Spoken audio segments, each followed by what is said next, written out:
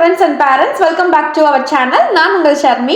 So நேற்றே வந்து பார்த்தீங்கன்னா உங்களுக்கு அஃபிஷியல் வெப்சைட் MBBS PDSக்கு ஓப்பன் ஆயிடுச்சு. ஸோ அப்ளிகேஷன்ஸ் எல்லாமே ரிஜிஸ்ட்ரேஷன் பண்ண ஆரம்பிச்சிட்டாங்க.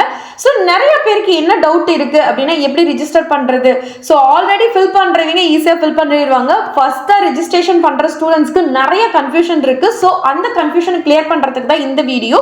ஸோ இப்போ தான் நம்ம வீடியோ ஃபஸ்ட் டைம் பார்க்குறீங்க அப்படின்னா லைக் அண்ட் சப்ஸ்கிரைப் பண்ணி பக்கத்தில் இருக்க பெல் ஐக்கனை கிளிக் பண்ணிக்கிங்க. எப்படி ரிஜிஸ்ட்ரேஷன் பண்ணுறது, ப்ராப்பராக பண்ணுறது, எந்த மிஸ்டேக்கும் இல்லாமல் பண்ணுறது அப்படிங்கிறத இந்த வீடியோவில் பார்க்க போகிறோம். ஸோ எண்டு வரைக்கும் மிஸ் பண்ணாமல் வீடியோவை பாருங்கள். ஸோ ஃபர்ஸ்ட் எடுத்தோடனே பார்த்தீங்கன்னா உங்களுக்கு அஃபிஷியல் வெப்சைட் tnmedicalselection.orgங்கிற வெப்சைட்டில் தான் நம்ம வந்து பார்த்தீங்கன்னா அப்ளிகேஷன்ஸ் எல்லாமே ஃபில் பண்ணணும். ஸோ உங்களுக்கு வந்து இந்த வெப்சைட்குள்ளே போனீங்கன்னா செலெக்ஷன் கமிட்டி DMEங்கிறத கிளிக் பண்ணி அஃபிஷியல் வெப்சைட்குள்ளே போகிற மாதிரி இருக்கும்.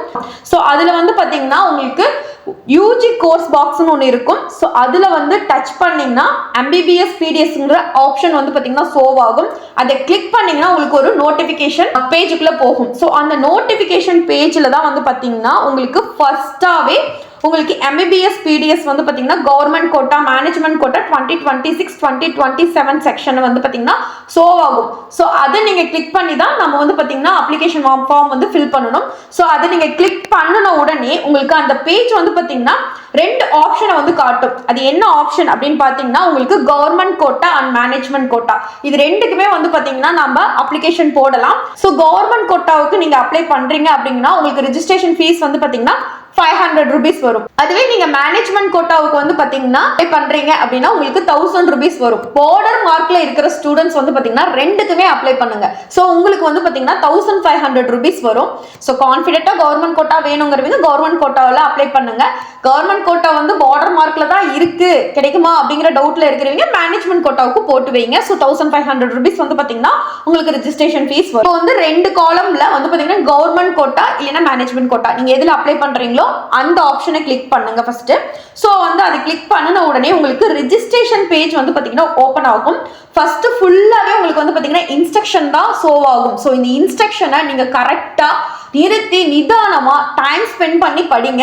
ஸோ அதில் என்னென்ன இன்ஸ்ட்ரக்ஷன் கொடுத்துருக்காங்கிறது ரொம்ப ரொம்ப இம்பார்ட்டன்ட். ஸோ வந்து இன்ஸ்ட்ரக்ஷன்ஸ் எல்லாத்தையுமே நீங்கள் படிச்சுட்டு சப்மிட் கொடுத்துருங்க.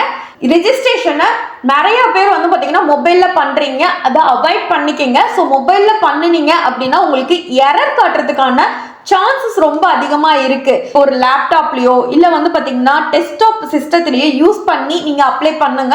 ஸோ எரர்க்கான ஆப்ஷன் ரொம்ப கம்மியாக இருக்கும். ஸோ ரிஜிஸ்ட்ரேஷன் ஃபார்ம் வந்து ஓப்பன் ஆகும். கேட்குற டீட்டெயில்ஸ் எல்லாமே நீங்கள் கரெக்டாக வந்து ஃபில் பண்ணணும். ஸ்பெல்லிங் மிஸ்டேக் இல்லாமல் நீங்கள் வந்து பார்த்தீங்கன்னா ஃபில் பண்ணணும். நீங்கள் கவர்மெண்ட் கோட்டா வந்து செலக்ட் பண்ணீங்கன்னா ஃபர்ஸ்ட் எடுத்தோடனே அந்த ரெஜிஸ்ட்ரேஷன் ஃபார்மில் வந்து கவர்மெண்ட் கோட்டா அப்படிங்கிறது வந்து பார்த்தீங்கன்னா ஃபர்ஸ்ட் இதுலேயே ஷோ ஆகும். ஸோ அதை நீங்கள் செக் பண்ணிக்கிங்க.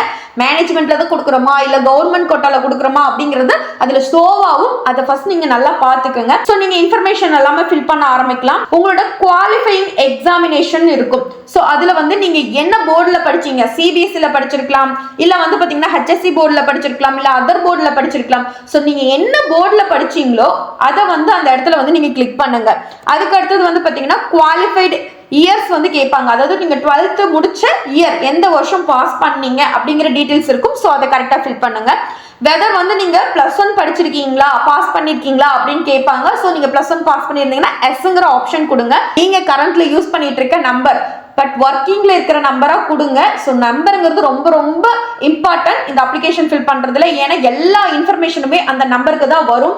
உங்களோட கேண்டிடேட்டோட நேம் வந்து கொடுக்கணும். ஸோ உங்களோட நேம் வந்து +2 மார்க் ஷீட்ல என்ன ஸ்பெல்லிங் இருக்கோ அதை அப்படியே பார்த்து டைப் பண்ணுங்க. ஸ்பெல்லிங் மிஸ்டேக் ஆகக்கூடாது. ஸோ கேண்டிடேட்டோட நேம் கொடுத்த பிறகு கரெக்டா ஸ்பெல்லிங் இருக்கா அப்படிங்கிறத ஒன்ஸ் செக் பண்ணிக்கிங்க. அடுத்தது உங்களோட date of birth, HSC register number என்ன இருக்கோ அந்த நம்பர் வந்து பார்த்தீங்கன்னா கரெக்டாக கொடுக்கணும். அதுக்கப்புறமேட்டுக்கு உங்களோட login ID, email ID, confirm password, இந்த 3 ஆப்ஷனையும் நீங்கள் கரெக்டாக கொடுக்கணும். ஸோ கொடுத்துட்டு இது எல்லா இன்ஃபர்மேஷனும் ஒன்ஸுக்கு ட்வைஸ் செக் பண்ணிக்கங்க. கரெக்டாக இருக்கா, நம்ம வந்து 12th மார்க் ஷீட்டில் இருக்கிற நேம் தான் கொடுத்துருக்கோமா, டேட் ஆஃப் பர்த் கரெக்டாக இருக்கா அப்படிங்கிறது எல்லாத்தையுமே நீங்கள் ஒன்ஸ் செக் பண்ணிவிட்டு அப்புறமா சப்மிட் கொடுங்க. சப்மிட் கொடுத்த உடனே உங்களோட மொபைல் நம்பருக்கு ஒரு OTP வரும். நீங்க உங்களோட OTP என்ட்ரி பண்ணி சப்மிட் கொடுத்தீங்க அப்படின்னா சக்சஸ்ஃபுல்லி கம்ப்ளீட்டட்னு வரும். ஸோ இப்போ வந்து உங்களுக்கு லாகின் ஐடியும் பாஸ்வேர்டும் கிரியேட் ஆயிடுச்சு. ஸோ இதுதான் சக்ஸஸ்ஃபுல்லி கம்ப்ளீட்டட் வருது. ஸோ இப்போ வந்து அப்ளிகேஷன் போட நம்ம ஸ்டார்ட் பண்ணலாம். ஸோ இப்போ வந்து பார்த்தீங்கன்னா உங்களோட லாகின் ஐடியும் பாஸ்வேர்டும் கொடுத்து ரெஜிஸ்ட்ரேஷன் பேஜுக்குள்ள நீங்க போயிடலாம். ஸோ ஃபர்ஸ்ட் பேஜா உங்களுக்கு என்ன ஓப்பன் ஆகும் அப்படின்னு பார்த்தீங்கன்னா பர்சனல் இன்ஃபர்மேஷன் தான் உங்களுக்கு ஷோவ் ஆகும். இதுல வந்து பார்த்தீங்கன்னா ஆல்ரெடி நீங்க கேண்டிடேட்டோட நேம் பிளஸ் வந்து பார்த்தீங்கன்னா உங்களோட டேட் ஆஃப் பர்த் கொடுத்துருக்கீங்க, அது வந்து இதுல ஷோவ் ஆகும். ஸோ உங்களோட நேமும் டேட் ஆஃப் பர்த்தும் நீங்க கொடுத்தது கரெக்டா இருக்கா, அந்த ஸ்பெல்லிங் 12th மார்க் ஷீட்ல இருக்க மாதிரியே date of birth spelling mistake இல்லாம இருக்கா அப்படிங்கறது ஒன்ஸ் ஃபர்ஸ்ட் நீங்க செக் பண்ணுங்க. ஸோ வந்து பார்த்தீங்கன்னா உங்களோட டேட் ஆஃப் பர்த்தும் பர்சனல் இன்ஃபர்மேஷனும் நீங்க செக் பண்ணிட்டீங்க அப்படின்னா அடுத்தது வந்து பாத்தீங்கன்னா உங்களோட ஜெண்டர், நீங்க என்ன ஜெண்டர், ஃபாதர் அல்லது கார்டியனோட நேம், மதரோட நேம், உங்களோட nationality, nativity, religious, community, caste name, place of birth, blood group இது எல்லாமே ஃபில் பண்ணுங்க. உங்களோட ஆதார் நம்பரை நீங்க ஃபில் பண்ணணும். ஸோ ஆதார் கார்டுல என்ன நம்பர் இருக்கோ அது கரெக்டா பார்த்து ஃபில் பண்ணுங்க. நம்பருக்கு கீழே நீங்க ஆதார்ல உங்களோட ஸ்பெல்லிங் எப்படி இருக்கோ, நேம் எப்படி இருக்கோ அது அப்படியே டைப் பண்ணுங்க. கரெக்டா நீங்க வந்து ஸ்பெல்லிங் போட்டிருக்கீங்களா அப்படிங்கிறது ஒன்ஸ் ட்வைஸ் செக் பண்ணிட்டு அதுக்கப்புறமேட்டுக்கு நீங்க வந்து சப்மிட் கொடுங்க. ஸோ அடுத்தது வந்து பாத்தீங்கன்னா உங்களோட கம்யூனிட்டி சர்டிபிகேட் இருந்ததுன்னா அதோட சர்டிபிகேட் இன்ஃபர்மேஷன் டீடைல்ஸ் எல்லாமே நீங்க வந்து பாத்தீங்கன்னா ஃபில் பண்ணலாம். ஸோ இந்த சர்டிபிகேட் இன்ஃபர்மேஷன் செக்ஷன்ல உங்களுக்கு வந்து கம்யூனிட்டி சர்டிஃபிகேட் கொடுத்துருப்பாங்கல்ல, அந்த இஷ்யூடு டிஸ்ட்ரிக்ட் எந்த டிஸ்ட்ரிக்ட்ல கொடுத்துருக்காங்க, எந்த தாலுக்கால கொடுத்துருக்காங்க, எந்த அத்தாரிட்டி வந்து பார்த்தீங்கன்னா சைன் பண்ணியிருக்காங்க, அந்த கம்யூனிட்டி சர்டிஃபிகேட்ல இருக்கக்கூடிய சர்டிஃபிகேட் நம்பர் என்ன, டேட் ஆஃப் இஷ்யூ என்னைக்கு கொடுத்துருக்காங்க அப்படிங்கிற எல்லா இன்ஃபர்மேஷனும் இருக்கும். ஸோ இந்த சர்டிஃபிகேட் இன்ஃபர்மேஷன்ல அந்த இன்ஃபர்மேஷனை பார்த்து கரெக்டாக ஃபில் பண்ணுங்க. ஸோ அந்த கம்யூனிட்டி இன்ஃபர்மேஷன் ஃபில் பண்ணி முடிச்ச உடனே உங்களுக்கு வந்து கம்யூனிகேஷன் அட்ரஸ் கேட்பாங்க. கம்யூனிகேஷன் அட்ரஸை ஃபில் பண்ணிட்டு நெக்ஸ்ட் வந்து பார்த்தீங்கன்னா நீங்க பர்மனன்ட் அட்ரஸ் ஃபில் பண்ணணும். ஸோ கம்யூனிகேஷன் அட்ரஸும் உங்களோட பர்மனன்ட் அட்ரஸும் சேமா இருந்தது அப்படின்னா பர்மனன்ட் அட்ரஸ்க்கு கீழே சிஎம்எஸ் கம்யூனிகேஷன் அட்ரஸ் இருக்கும். பாக்ஸ் வந்து நீங்க டிக் பண்ணீங்கன்னாவே போதும். ஸோ உங்களுக்கு பர்மனன்ட் அட்ரஸும் கம்யூனிகேஷன் அட்ரஸும் சேமா இருக்கும். இல்ல நான் கம்யூனிகேஷன் அட்ரஸும் பர்மனன்ட் அட்ரஸும் வேற அப்படின்னா நீங்க கம்யூனிகேஷன் அட்ரஸ் தனியாகவும் பர்மனன்ட் அட்ரஸ் வந்து பாத்தீங்கன்னா தனியாகவும் நீங்க வந்து பாத்தீங்கன்னா டைப் பண்ற மாதிரி தான் இருக்கும். ஸோ இந்த இன்ஃபர்மேஷனை கரெக்டா கொடுங்க. கொடுத்துட்டு உங்களுக்கு வந்து பாத்தீங்கன்னா நெக்ஸ்டா special reservation information section show ஆகும். ஸோ இதுல என்னென்ன இருக்கும் அப்படின்னு பாத்தீங்கன்னா sports person, ex service man, இல்ல நீங்க ஏதாவது டிசபிலிட்டியில இருக்கீங்க, அப்ளை ஃபார் ஐஆர்டி கோட்டா இந்த மாதிரி எதுலையாவது இருக்கீங்க அப்படின்னா உங்களுக்கு அதுக்கு ஆத்தரைஸ்டு சர்டிபிகேட் இருந்தா மட்டும் எஸ் கொடுங்க, அப்படி இல்லைன்னா நோ கொடுத்துருங்க. நீங்க அப்ளிகேஷன்ல எல்லாத்தையுமே செக் பண்ணி முடிச்சிட்டீங்க அப்படின்னா ஆப்ஷனை வந்து பாத்தீங்கன்னா கிளிக் பண்ணுங்க. நெக்ஸ்டா உங்களுக்கு ஸ்கூல் ஆஃப் ஸ்டடி இன்ஃபர்மேஷன் அப்படிங்கிற ஆப்ஷன் வந்து உங்களுக்கு ஷோவ் ஆகும். தமிழ்நாட்டிலேயே 6th ல இருந்து 12th வரைக்கும் தமிழ்நாட்டில் படிச்சிருந்தீங்கன்னா எஸ் கொடுங்க, வேற ஸ்டேட்ல படிச்சா நோ கொடுத்துக்கோங்க. அதாவது கவர்மெண்ட் ஸ்கூல் இல்லைன்னா ஆர்டிஐ எலிஜிபிள் இருக்க ஸ்கூல்ல நீங்க படிச்சிருக்கீங்க அப்படின்னா எஸ் கொடுங்க. பிரைவேட் ஸ்கூல்ல படிச்சிருக்கீங்க அப்படின்னா நீங்க நோ கொடுங்க. இதை வந்து கரெக்டா கொடுத்துட்டு கீழே வந்தீங்கன்னா உங்களுக்கு கிளாஸ் இன்ஃபர்மேஷன் வரும். அதாவது 6th ல இருந்து 12th வரைக்குமே நீங்க வந்து எங்க படிச்சிருக்கீங்க அப்படிங்கிறது வரும். ஸோ 6th ல இருந்து 12th வரைக்கும் நீங்க ஒரே ஸ்கூல்ல படிச்சிருக்கலாம், இல்ல வேற வேற ஸ்கூல்ல படிச்சிருக்கலாம். இப்போ ஒரே ஸ்கூல்ல படிச்சிருக்கீங்கன்னா உங்களுக்கு ஒரே ஸ்கூல் ஒரே சேம் இன்ஃபர்மேஷன் இயர் இதெல்லாமே வரும். இயர் ஆஃப் பாசிங் என்ன அப்படின்னு கேட்பாங்க. 6th ல இருந்து 12th வரைக்கும் year of passing, name of school கேட்பாங்க, அது வந்து ஸ்கூலோட டைப் கேட்பாங்க, அந்த ஸ்கூல் வந்து எந்த டிஸ்ட்ரிக்ட்ல இருக்கு, எந்த ஸ்டேட்டை சேர்ந்ததுங்கிற டீடைல்ஸ் எல்லாமே இருக்கும். ஸோ இந்த இன்ஃபர்மேஷன் எல்லாமே நீங்க கரெக்டா கொடுக்கணும். 6th ல இருந்து 12th வரைக்கும் சேம் ஸ்கூல்லயே படிச்சிருந்தீங்கன்னா நேம் ஆஃப் ஸ்கூல்ங்கிற கீழே ஒரு பாக்ஸ் இருக்கும், ஒரு சின்னதா அந்த பாக்ஸை டிக் பண்ணீங்கன்னா உங்களுக்கு ஃபர்தர் இன்ஃபர்மேஷன் எல்லாம் அதுவே ஆட்டோமேட்டிக்கா வந்துடும். ஸோ இந்த இன்ஃபர்மேஷன் எல்லாம் ஃபில் பண்ணிட்டீங்க அப்படின்னா ஒன்ஸ் எல்லாத்தையும் செக் பண்ணுங்க. செக் பண்ணிட்டு ஸோ சேவ் அண்ட் ப்ரொசீட் கொடுத்தீங்கன்னா நெக்ஸ்ட் பேஜுக்கு உங்களுக்கு வந்து போயிடும். நெக்ஸ்ட் செக்ஷன் என்ன அப்படின்னு பார்த்தீங்கன்னா அகடமிக் டீடைல்ஸ் தான். இது ரொம்ப ரொம்ப முக்கியமான ஒரு செக்ஷன். ஸோ இதில் வந்து பார்த்தீங்கன்னா உங்களோட நீட் டீடைல்ஸ் 12th வந்து அகடமிக் டீடைல்ஸும் ஃபில் பண்ணுற மாதிரி இருக்கும். ஸோ அப்ளிகேஷன் வெரிஃபிகேஷன் வந்து பார்த்தீங்கன்னா உங்களுக்கு ஸ்மூத்தாக போகணும் அப்படின்னா இந்த பேஜ் நீங்கள் கம்பல்சரி கரெக்டாக அக்யூரேட்டாக ஃபில் பண்ணணும். ஸோ இந்த பேஜ் ரொம்ப ரொம்ப இம்பார்ட்டன்ட், பொறுமையாக ஃபில் பண்ணுங்க. ஸோ நீட் வந்து யூஜி 2020 டீடைல்ஸை ஃபில் பண்ணுங்க. ஸோ வந்து இதில் வந்து பார்த்தீங்கன்னா உங்களுக்கு ரோல் நம்பர், அப்ளிகேஷன் நம்பர், உங்களுக்கு நம்பர் ஆஃப் அட்டம்ப்ட்னு கேட்பாங்க. ஸோ ஒரு தடவை அட்டம் பண்ணீங்களா, இல்லை 2 தடவையா, இல்லை வந்து பல டைம் அட்டம் பண்ணியிருக்கீங்களா அப்படிங்கிற டீட்டெயில்ஸ் இருக்கும். அடுத்தது வந்து பார்த்தீங்கன்னா நீட் யூஜி எக்ஸாம், நீட் வந்து ரைட்டிங் பிளேஸ் என்ன அப்படிங்கிற டீட்டெயில்ஸ் எல்லாமே இருக்கும். ஸோ இதெல்லாம் நீங்கள் வந்து பார்த்தீங்கன்னா கரெக்டான இன்ஃபர்மேஷனை கொடுங்க. அது மட்டும் இல்லாமல் நீட் வந்து கோச்சிங் சென்டர் போய் படிச்சிங்களா, இல்லை நீங்களே செல்ஃப் ஸ்டடி பண்ணீங்களான்னு கேட்பாங்க.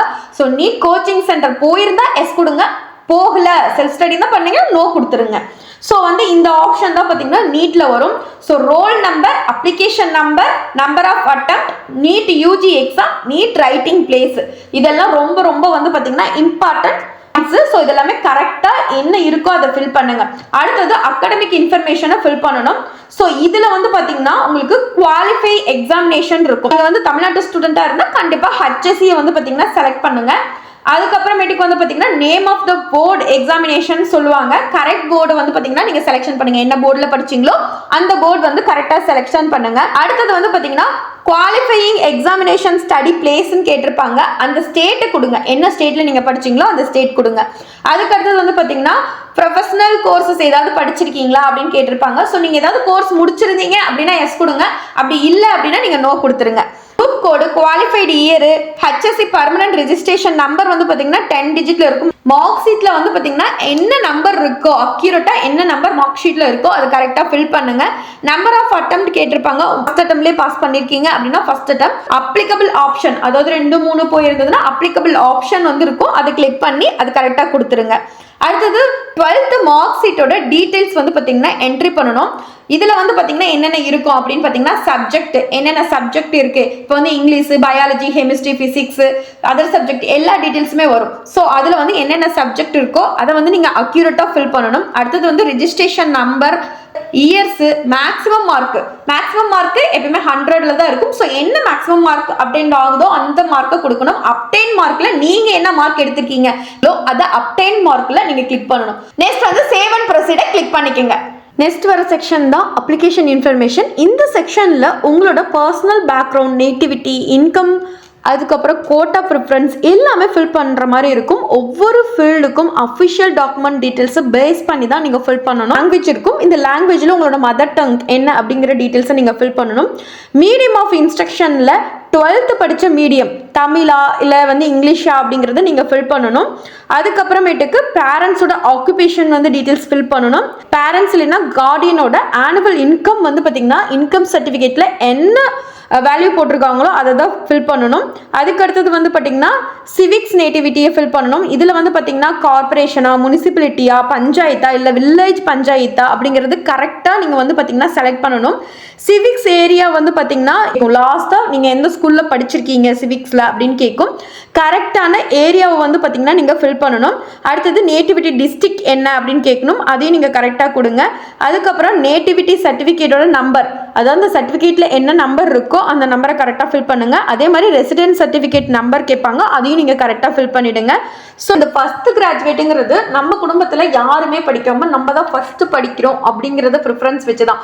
ஸோ அதுக்கு முன்னாடி உங்கள் பிரதரோ சிஸ்டரோ யாராவது படிச்சிருக்காங்க அப்படின்னா அவங்க இந்த ஃபர்ஸ்ட் கிராஜுவேட்டை யூஸ் பண்ணியிருக்காங்க அப்படின்னா உங்களுக்கு ஃபர்ஸ்ட் கிராஜுவேட் வரதுக்கு சான்ஸ் கிடையாது. ஸோ நீங்கள் தான் வீட்டில் முதல் தலைமுறையாக படிக்கிறீங்க அப்படின்னா ஃபர்ஸ்ட் கிராஜுவேட்டை வந்து பார்த்தீங்கன்னா நீங்கள் வந்து எஸ் கொடுங்க.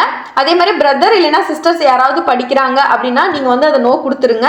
பிரதர் யாராவது சிஸ்டர் படிக்கிறாங்களான்னு 2வது ஆப்ஷன் கேட்கும். அதுக்குமே நீங்கள் வந்து பார்த்தீங்கன்னா சர்டிஃபிகேட் இருந்தால் எஸ் கொடுங்க. சர்டிஃபிகேட் எதுவுமே அதுக்கு நீங்கள் வந்து வச்சிருக்கல ப்ராப்பராக இல்லை அப்படின்னா நீங்கள் அதுக்கு நோ கொடுத்துடலாம். ஸோ வந்து இதை வந்து கரெக்டாக நீங்கள் வந்து இந்த டீட்டெயில்ஸ் எல்லாமே நீங்கள் ஃபில் பண்ணணும்.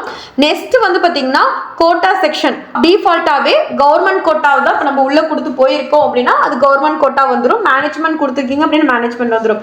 இதுலேயே உங்களுக்கு 2 ஆப்ஷன் கேட்கும். நீங்கள் மேனேஜ்மெண்ட்டும் அப்ளை பண்ணுறீங்களா அப்படிங்கிற ஆப்ஷன் கேட்கும்.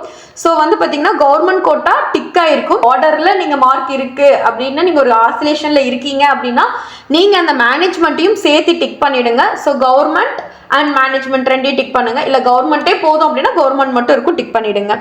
ஸோ வந்து பார்த்தீங்கன்னா கவர்மெண்ட்டும் மேனேஜ்மெண்ட்டும் சேர்த்து பண்ணுறீங்க அப்படின்னா உங்களுக்கு முன்னாடி சொன்ன மாதிரி தான் 1500 rupees நீங்கள் பே பண்ணுற மாதிரி இருக்கும். கவர்மெண்ட்னா நீங்கள் 500, மேனேஜ்மெண்ட்னா 1000 rupees பே பண்ணுற மாதிரி இருக்கும். ஸ்பெஷல் கேட்டகரிஸ் வந்து 3 ஓப்பன் ஆகிருக்கும்.